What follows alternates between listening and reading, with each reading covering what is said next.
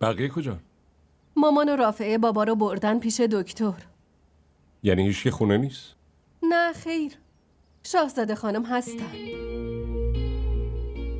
ممنونم جمشید. برای چی؟ با این همه اتفاق تو بازم به دیدنمون میای. فکر میکردم بعد از ازدواج بهادر دیگه هیچ وقت اینجا نمیای. بهادر ازدواج کرده. واسه همین هر روز میخوام اینجا بیام. به چی فکر میکنی؟ بهادر که از این ازدواج خوشحاله. این بهادر زنزلیل کاملا از دست رفته. از ما هیچی نمیپرسه. امروز کولر آورده. بقیه ی خانواده از گرما بمیرن ولی خانوم از هوای خنک لذت ببره. خیلی بد. چرا این کارو کرد؟